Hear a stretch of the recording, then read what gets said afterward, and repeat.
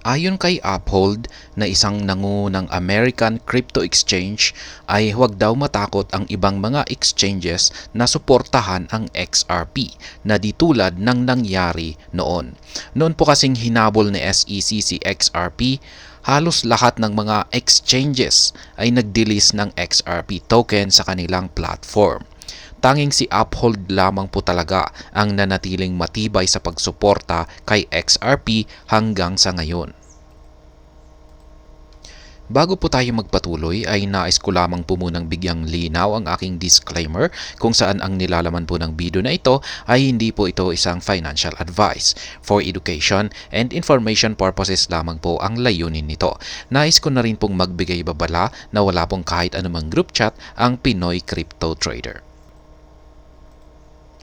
Ang nangungunang American crypto exchange na si Uphold ay naglabas ng kanyang paliwanag kung bakit todo ang kanyang pagbibigay ng suporta kay XRP kahit pa binalak itong pabagsakin ng US SEC.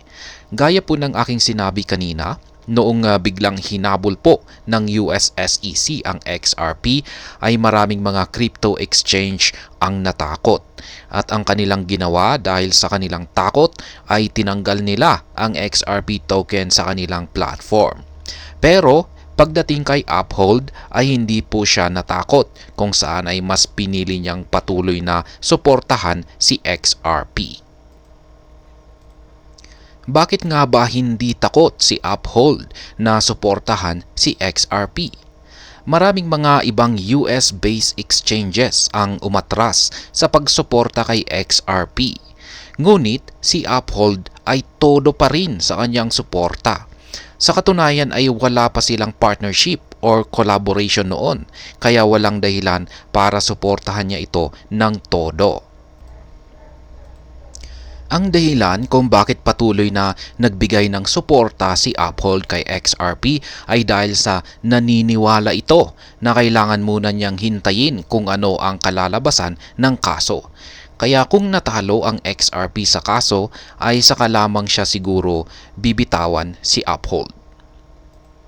Pero base sa inilabas naman sa mga resulta sa korte nitong mga nakalipas na buwan ay panalo ang XRP. Sa ngayon ay malaki po ang hawak ni Uphold na XRP kung saan ay nasa 60% ng kanyang reserve ay mga XRP tokens. At hanggang dito na lamang po tayo sa video na ito mga ka-crypto. Sana po ay inyong nagustuhan ang aking paliwanag sa video na ito.